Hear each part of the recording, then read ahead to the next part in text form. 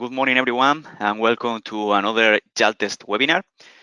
Today, we are going to talk about the probably most relevant technical and technological implement in the heavy-duty industry, that is the after-treatment systems. A technology that started with us in 2004, and nowadays, I'm pretty sure all of you know what I'm talking about. Is a new system, new components, and a new world for the way we are repairing. Okay. Today, as I said before, I have the pleasure of being here with my colleague Alex, that will be taking care of you through the chat. So please, if you have any question and you want to participate, don't hesitate to contact us during the presentation. He will be answering every question. Okay. So first of all, we will discuss about the heavy-duty challenges, how that new systems impact in the way we are repairing, how we are managing the fleets. And after that, we are going to have a look in the evolution of this technology in terms of reduction of emissions, new components, new standards, and so on. And after that, we will highlight some of the main maintenance and why it is essential to have a diagnostics tool to work in all these new components and systems and keep our tracks working at its best condition. Okay. After that, we will do a quick overview about what is coming on the heavy-duty industry. So the future that is now it's becoming nowadays. I mean, this future that year after year is becoming more present with electrical cars, electrical trucks, and new equipment. Okay.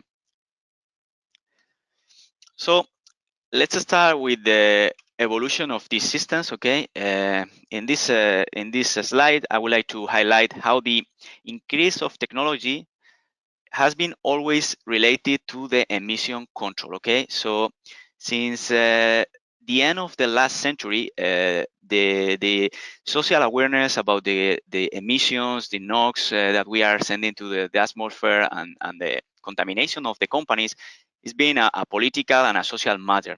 For this reason, we are the heavy duty industry is increasing the technology to be able to be more efficiency and control better the truck emissions. This emission control has become law enforcement in the last years, with new standards and new restrictions in the way our trucks are running on the roads. Okay.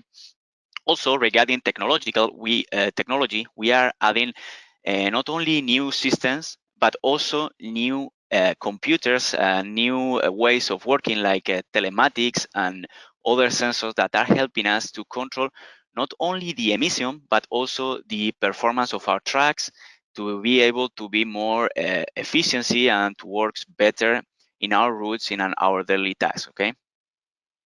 So this new environment has impact a lot on the heavy duty way of working. Okay. So this has changed and modified the way we are repairing our trucks. For many companies, that situation has become a real challenges and has become a real problem in some shops and some fleet companies, because these new systems are expensive. We are investing money and time in learning how to work with them. We are also needing a new profile of employee, a new profile of mechanic, that is the electromechanic.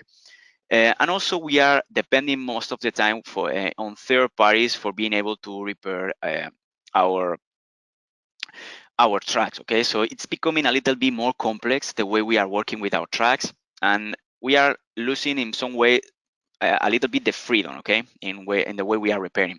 Regarding fleet companies, of course, this new system has had a big impact as well, because this after treatment system require a special maintenance, repairs.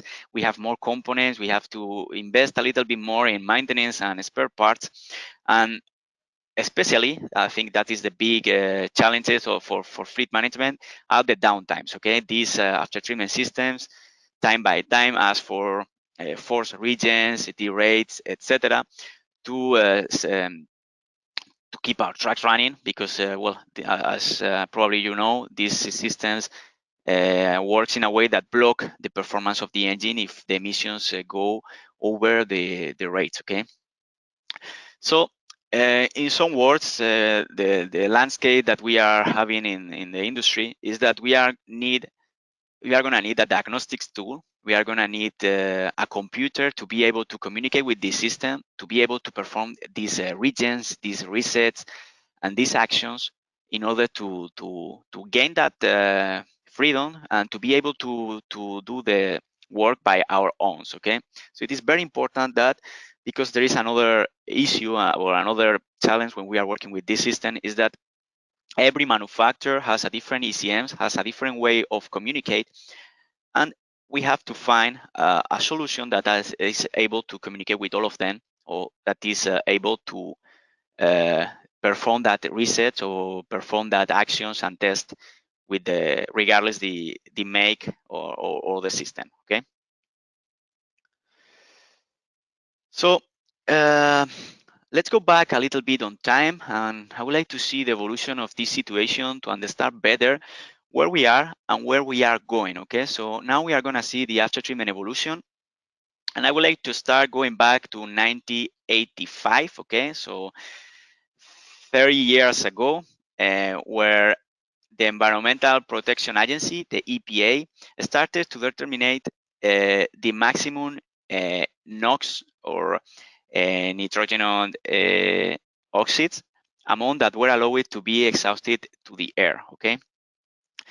After that, in 1989, the EPA agency as well include the soot or the particulate matter to this regulation list. So these soot particulates are, as you may know, the CO2 and the monoxide of carbon. Okay. Since then, the limitations have been set to meet the stricter parameters. Okay.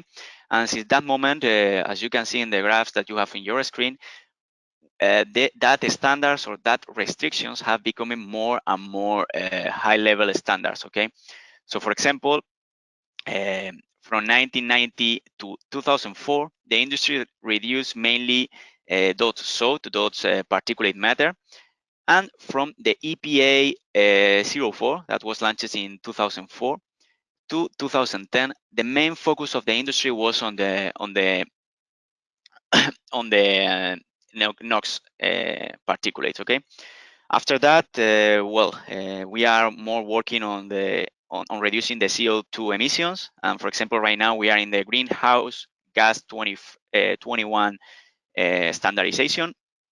And the manufacturers are focusing on improving the diesel injection and controlling better the combustion. So let's have a look about how these laws enforcement, how these uh, different standards and different ways of developing the engines and the performance of the trucks has created a new technology and new systems that now are very famous in our industry.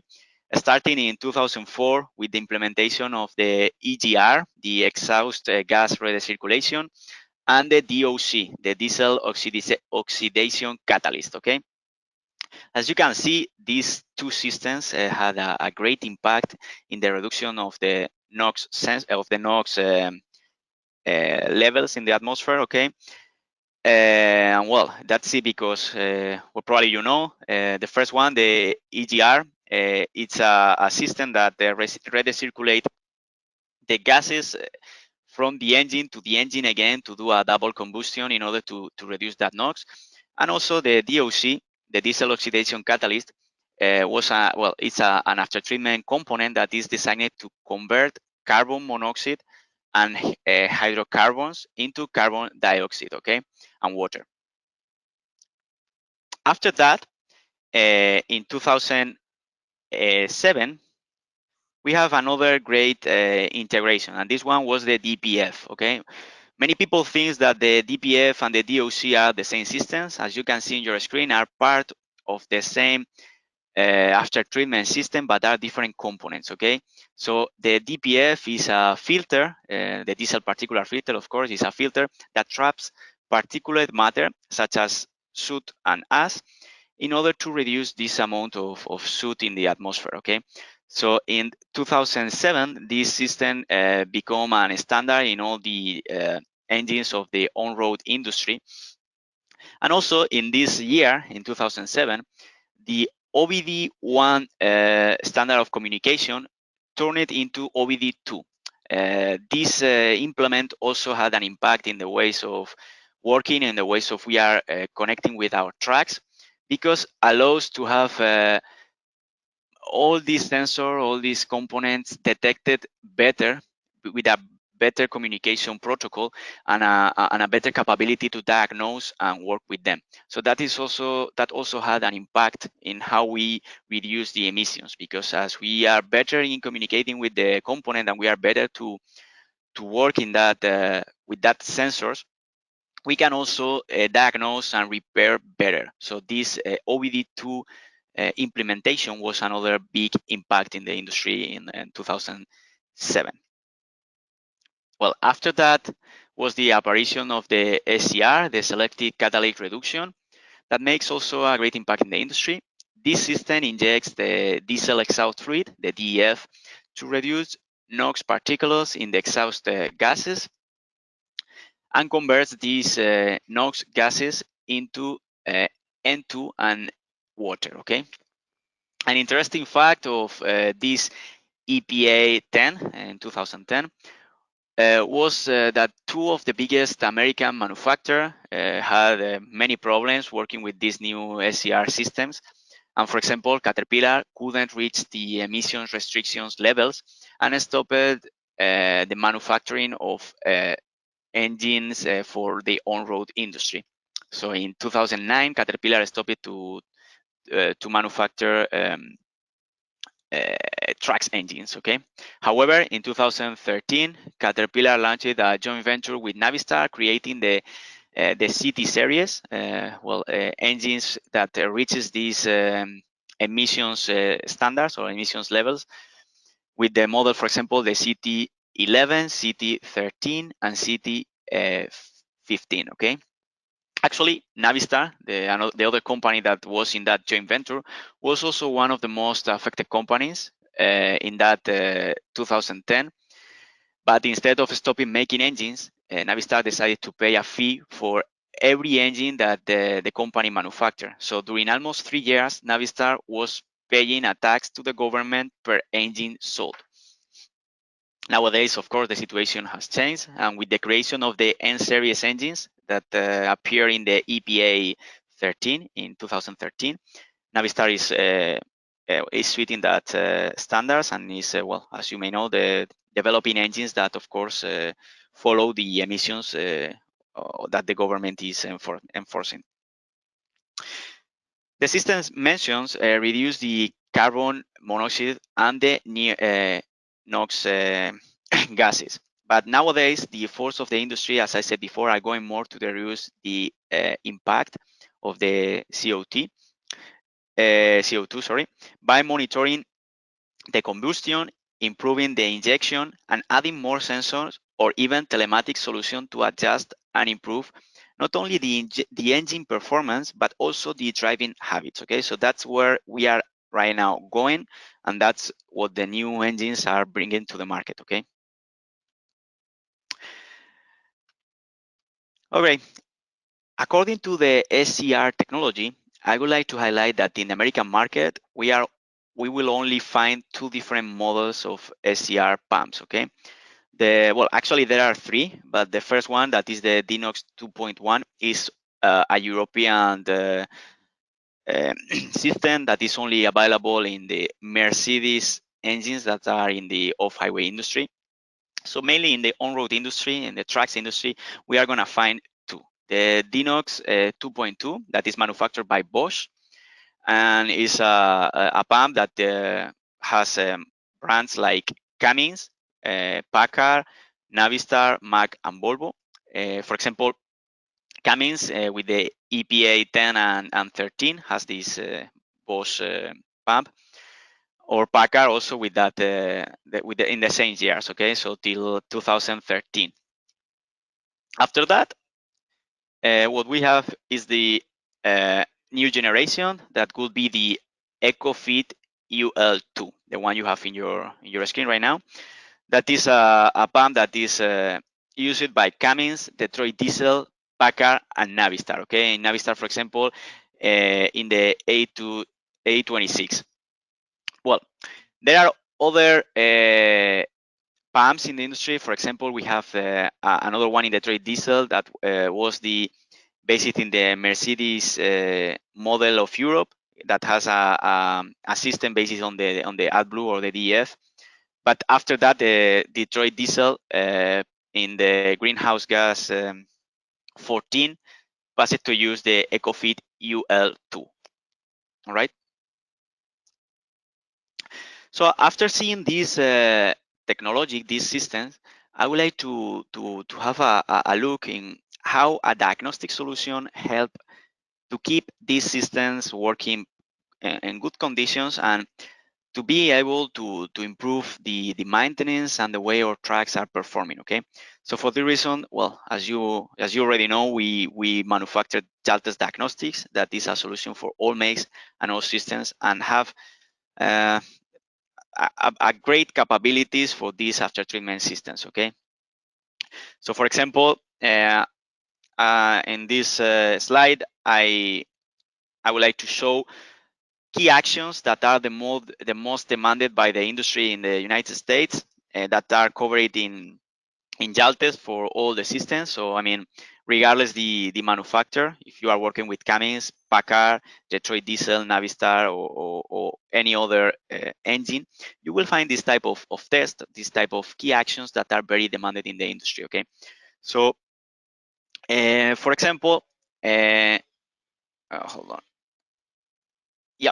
So for example, the SCR efficiency test, that is a test that allows to check the efficiency of the SCR catalyst. It takes around 90 minutes. It's available, for example, in Cummins.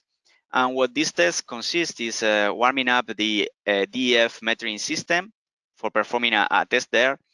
Also checking the NOx sensors and the ECR catalyst. So during 90 minutes, the diagnostics tool gonna check all the sensors, performing different actions, rising temperatures, etc., to being able to see if the NOx that goes into the SCR is reduced by the catalyst after in the outlet sensor after the SCR catalyst. Okay. Also, for example, we have another test that is the DF quality test that checks mainly the thing I said before, the inlet and outlet levels of NOx in the air to determine if the DEF is working correctly. Okay. So, for example, if we have an engine that has 1,600 particulate per million detected in the inlet sensor before the catalyst, we are gonna need to have a 70% less of this particulate after the SCR system. What I mean, this check, what it's gonna do is check if we are if our DEF is working properly. Okay. So I would like to check, for example, the EGR rate in the software. So now I'm gonna connect to the software to show you that capabilities in Jaltest. Okay. So let me go back. Let me go to the software 1 second. All right. So for example, in Packard, there is a fault that is very common. That is the P1496. That when it's active for more than 10 hours, the code appear in our dashboard, in our instrumenter cluster, and we are gonna need this EGR rate. Okay. Also, on the same engine, we have also the code P1518 and P151A that is related to the DEF, in which after 10 hours, if we have still that fault active, we are gonna need also to do this disable of the DEF instead of disabling the EGR to make the track stop the inducement mode, this power reduction. So basically it's a reset, okay? So what we are gonna do is doing a reset in the SCM to allow our track going back to the regular capabilities, okay? So let's go to Packard just to show you how easy it is in Jaltest. We go to Packard, we are gonna go to MX engines. Once here, let's click on EPA 10, this engine for 2010, 2011. And once we connect to the engine, well, we select the type of connection. Once we connect to the engine, we are gonna go to maintenance, all right? And once here we have the disable the EGR power reduction. That is the action that I was mentioning right now, okay? So here, Jaltest always work, as you may note, in 3 steps. The first one is an explanation of the action that we are going to carry out. In this case, explain what I said before, that this disable of the EGR power reduction will allow you to have your track in the initial conditions before that's the inducement mode, and when this fault appear, okay? After that, we are gonna have the initial conditions. So that means what the ECM asks for being able to perform the action. And once we fit these initial conditions, we can jump to the action, okay? This is gonna be an automatic reset. And after processing this this reset, we will have back our track in the road. We only need to clear the fault from the ECM by going to clear fault codes, all right?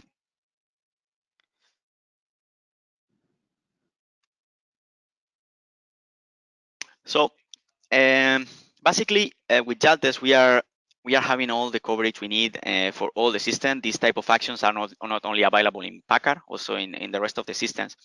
And for example, here I would like to highlight the most common fault in the American industry. That is a fault that appear in Detroit diesel.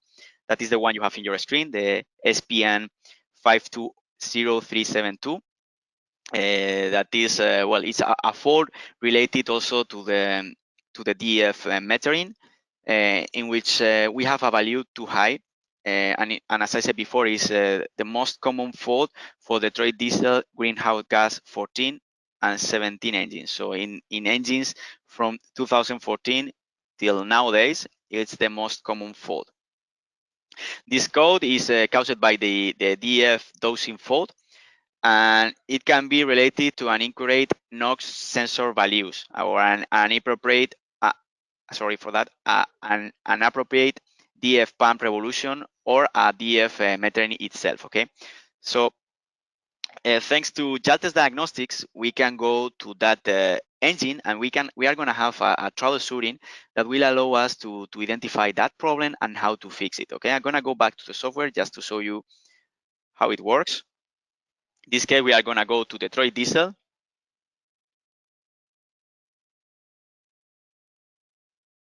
DD series, and we are gonna go to was done on these ones. Yeah, this one is okay.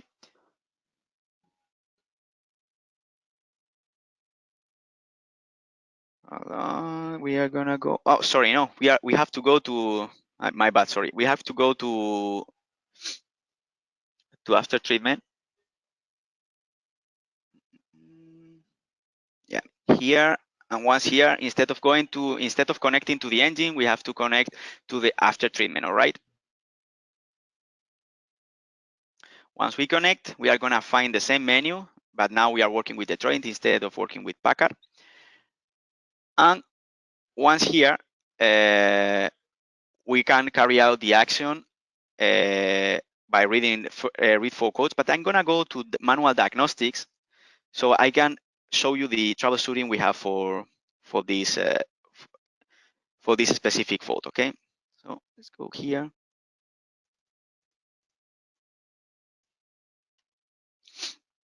So I don't know if you know if you are familiar with manual diagnostics. Manual diagnostics allow us to check faults even if we are not connecting to a specific engine. So the only thing we have to do is reading the instructions. In this case, we have to type here the fault, okay?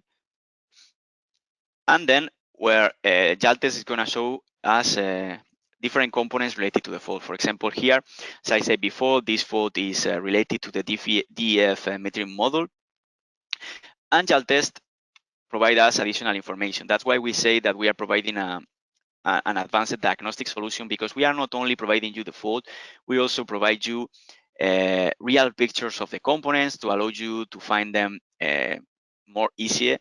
Also the pinouts to identify how this component is communicating with the ECM. Some operational values, and also, for example, hyperlinks to components replacement guides to be able to replace that DF metric model if needed, okay?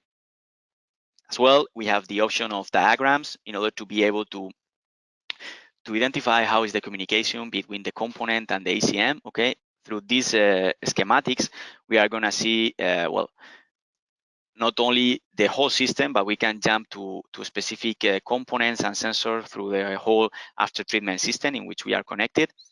And here is very interesting, well, the information that Jaltest provide, okay, because it's gonna save us a lot of time when we are working with these after treatment systems, because we will be able to identify the pins of the sensors that are communicating with the ECM, and also how the ECM is communicating with them. So I mean, for example, in this case, we are gonna need to check the socket X2 of the ECM and the pins 100, 99, 84, 22, 3, 33, and 28.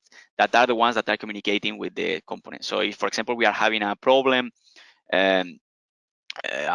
with the component, and we see that is because one cable is broken, a pin is not working, or there is not a power supply, maybe the repairing of that is very cheap.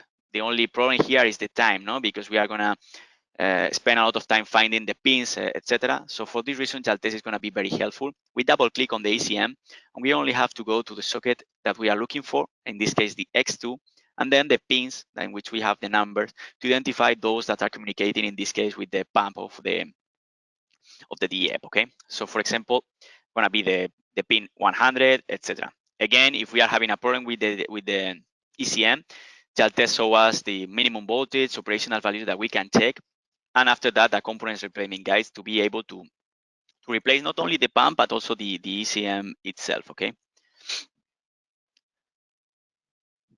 So it's a total solutions that jump from the diagnostics to the bidirectional test, but also keep you in the same platform, the technical information, troubleshooting guides, replacement guides, etc., to be able to work by your own and not depend on third parties, and become an expert in all these after treatment systems, regardless the manufacturer. The last thing I would like to show you regarding this fault, for example, is the troubleshooting by codes, okay? In this case, we have basic steps that one after one gonna show us and bring some lights on how we can repair the fault, okay? So I'm gonna spend all the steps. Well, the only thing we have to do is reading that, and Jaltest is well, letting us know how we can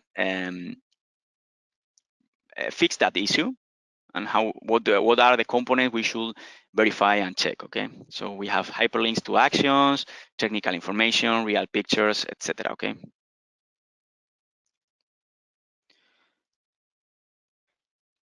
So let's go back to the presentation.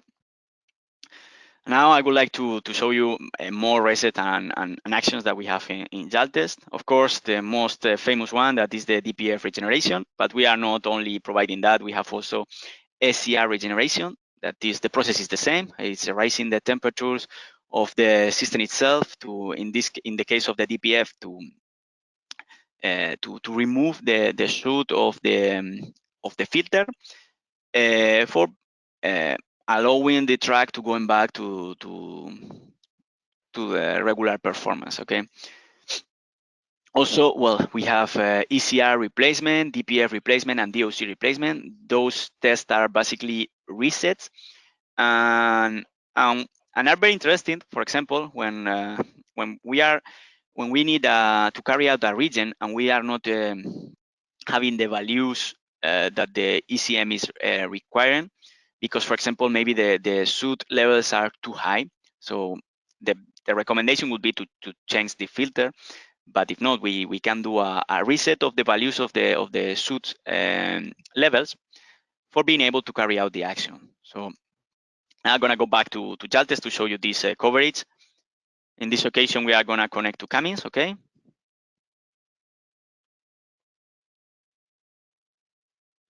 Let's go to ISX, a very popular engine in the on-road industry.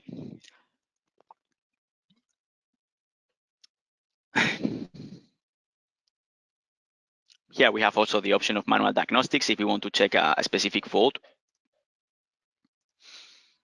And once here, we are gonna go to maintenance, all right, in order to see this reset and these regions, okay? So let's go to maintenance, and here we have DPF regions, SCR efficiency test. Also, we have the DOC maintenance and DPF maintenance. Let's click, for example, on the DPF replacement.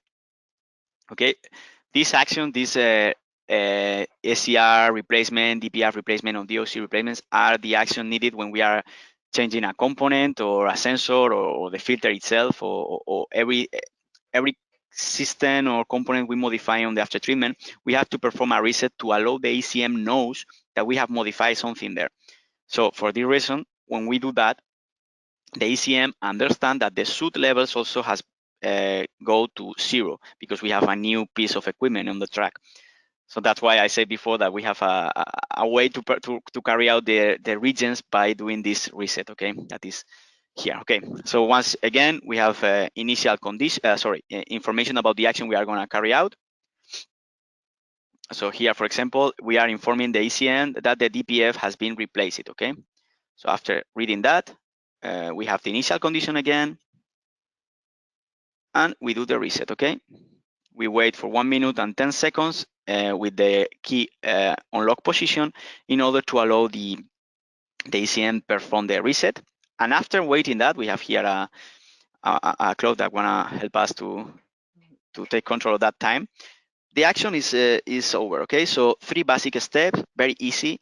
The way that test works is the same regardless the manufacturer, regardless the system we are performing. Always 3 steps: information about the action, initial conditions, and then the carry out of the action. If we need additional information, for example, let's have a look what we have for the region. If we need additional information, well, here we have the information about the temperature we are rising, the time it's gonna take, etc. Initial conditions again. And then, for example, when we are performing the action, Jaltest show us additional information. Here we can monitor the different values while we are performing the region. We are gonna have some lamps to check if we are having issues or not, some warnings, additional information on the question mark, and we can add some comments also during the whole presentation, during the whole regeneration. So basically is a total diagnostic solution that allow you to carry out all the actions that your tracks may need, okay? So let's go back to the presentation.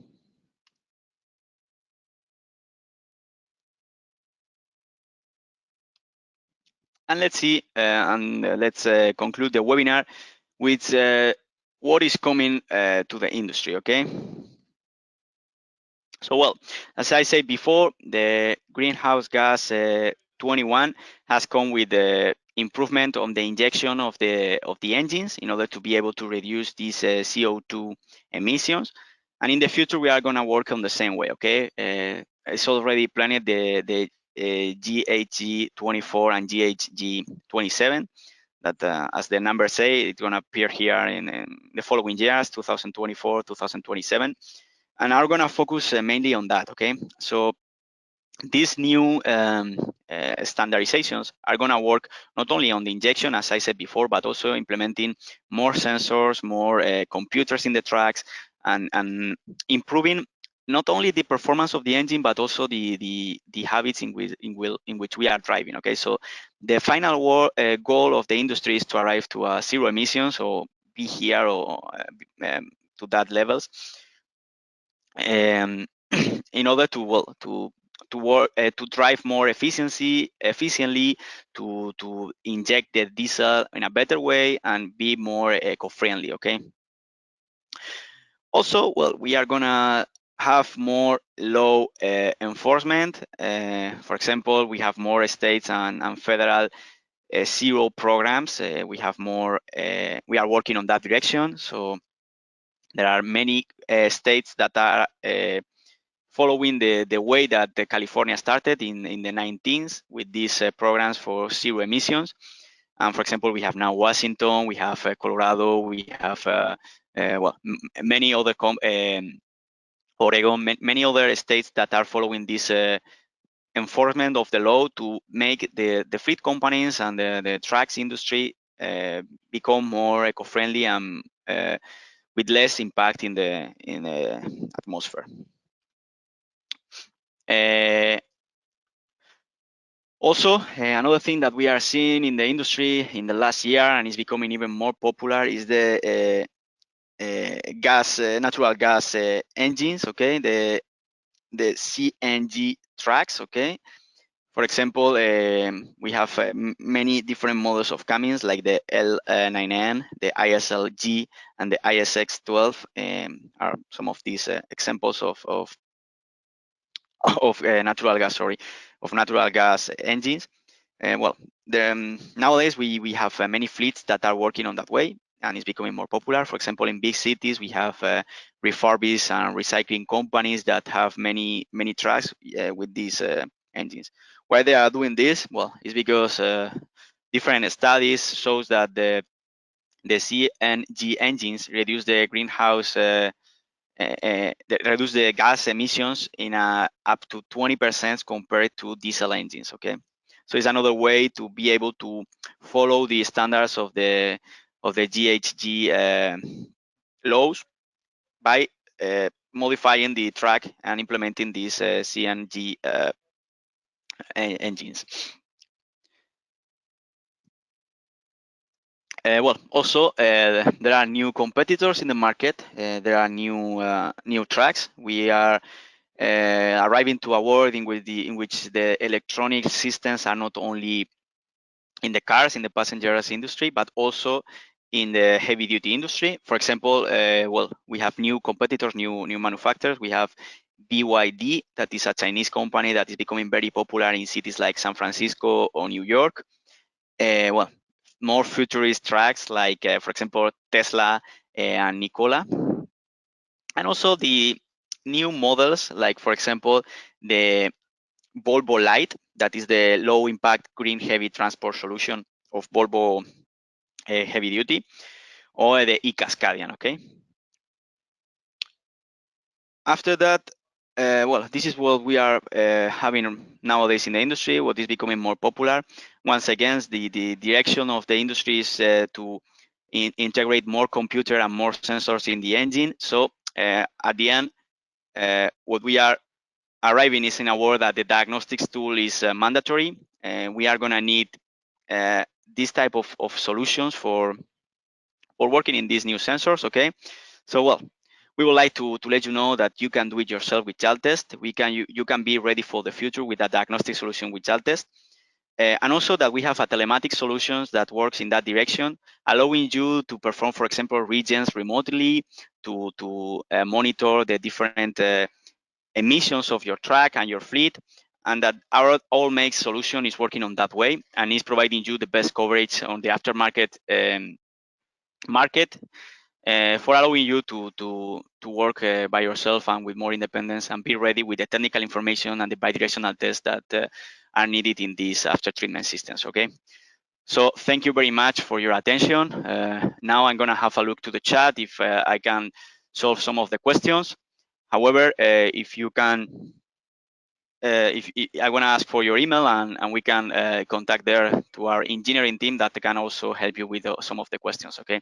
So once again, thank you for your attention. Thank you for your time, and see you around in the next webinars.